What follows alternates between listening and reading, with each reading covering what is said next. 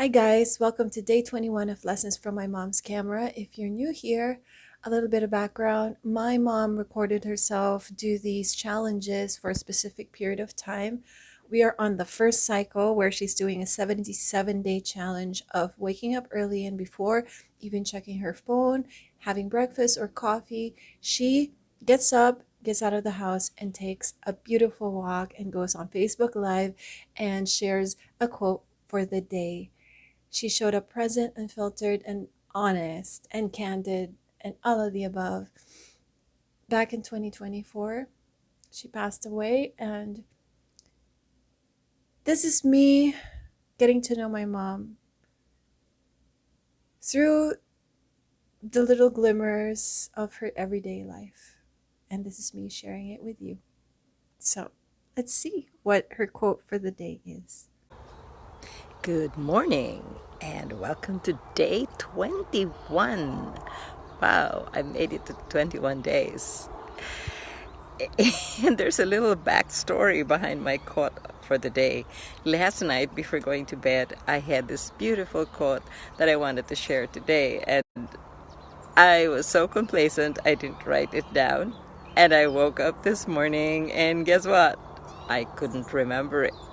I kind of moved around in the days, getting my gym wear on, getting my shoes on, and I kept on thinking, come on, you got to remember that quote that you wanted to share today. And I kept telling myself, you will remember it, you will remember it. I haven't yet. And so I was thinking, no, I'm not going to not have a good reflection, food for thought this morning, my 21st day. I can't afford not to have a really powerful reflection. So I turned to one of my favorite sources, my favorite sources, my library. Just randomly, I pulled out the book by the late Dr. Stephen Covey, not his usual 7 Habits of Highly Effective People, not that. I pulled out a book, the last book he wrote before he passed away. It's called Primary Greatness. And I had a bookmark on it, so I just went with it. I was thinking if I put a bookmark on a page, then it had to have some special significance. And true enough, when I opened that page, there was a passage that just grabbed my attention. It just kind of jumped off the page. And it said, the ultimate test of primary greatness is being loyal to the absent. Yeah, let me say that again, because that's like, what? The ultimate test of primary greatness is being loyal to the absent. And if you're like me, when I first read that, I'm like, no, I mean, what? Being loyal to the absent? What do you mean? What Covey meant, and what I've realized is so important, is being loyal to people who are not there. And it means, for example, when somebody starts talking negatively about somebody, and that person isn't around, you try and make sure that you act like you're the public defender for that person. You play the devil's advocate. It's not that you will not ever discuss issues, because sometimes you have to. Well, oftentimes you have to discuss issues. Like if you're in a group, an organization, for example, in my case, I'm like a lifetime Toastmaster. If you're in a club and a person who has stepped up to a role isn't doing it, or you need to talk about it without the person there, you need to ask for feedback. That's not what I mean, or what Covey meant. What he meant is when you're criticizing, you're being very negative, and you're not giving that person the opportunity to state his side. And I remember years ago, and I think I've already mentioned this particular boss, PL, he didn't like that. He did not, and he didn't have the words like Covey to say, be loyal to the absent. But he just had this, what you say to this person is what you say to the other person. So he would actually, if you came into his office and started complaining about an office mate, especially somebody who was also supposed to be responsible for leadership, he would say, hang on.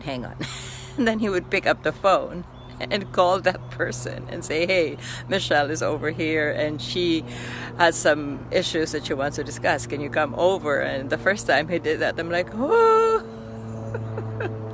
But it really puts your feet to the fire when you realize that what you say about the person has to be something that you're prepared to say in front of the person. And that's what Covey meant by being loyal to the absent. And there's so many other nuances, like when people are gossiping. In the first place, gossip is really just totally not great. It's really the opposite of great. It's so trivial, but that's another day, another reflection.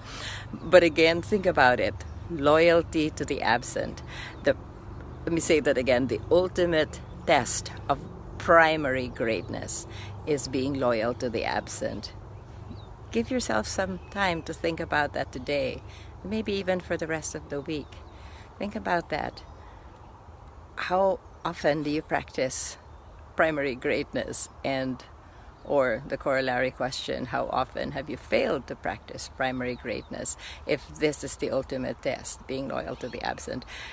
I'm honest, sometimes I may have failed to rise up to primary greatness, but after I read that, I usually try. Not try. I do my best. I do my best to practice being loyal to the absent, to the extent sometimes that people go, "What's wrong with you? Why are you defending that person? He's a that." And I say, well, simply because he has a right to also speak his side, to defend himself and explain or herself what's going on. But oh gosh, this is getting so long, and the sun is rising or has risen. So I'm going to end this now, post it, and go for my walk. And I'll see you again tomorrow. Have fun. Bye-bye. It's so interesting to look back at my own body of work, and appreciate that, I am truly my mother's daughter, because I remember times where, and I'm proud of this, that I would be influencing other people not to be in a certain headspace, not to be indulge in certain types of conversation, because I was raised like that. I mean, you could see. And I'm so proud of that, and it's such an honor to be her daughter and actually model now the example that she set for us. And this is one of them. It's so big in our household. No gossiping. If you're raising something about another person,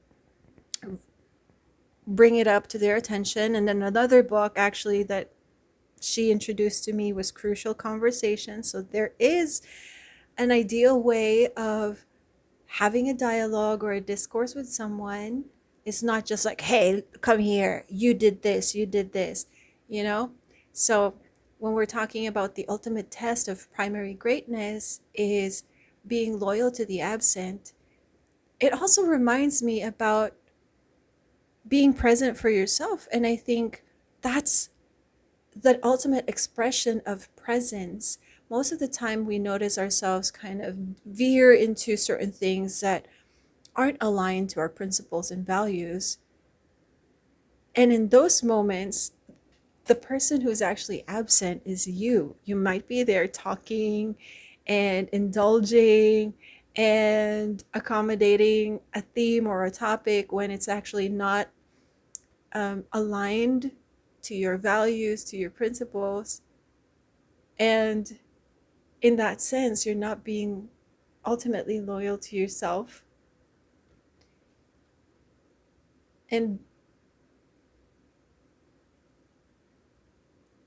I think the greatest practice there is to pause and call back attention to you and say, hey, wait a minute, Kai, knock, knock, knock. Come back here, and shift gears, remove yourself from the conversations, or change topic. And in closing, you know what? Anyways, it's funny because I'm looking at the 2-minute timer for the impromptu speech, and I know I see my point. I see the ideas that I want to come across, but I think I'm still, I still need more practice condensing it or capturing a sentiment in like 1 to 2 sentences so that I have time to circle back to my thesis or my position and then close in whatever style I want. I tried, guys. Anyway, I'll see you tomorrow for day 22. Can you imagine? 3 weeks in. That's so fun. I'll see you guys tomorrow. Bye.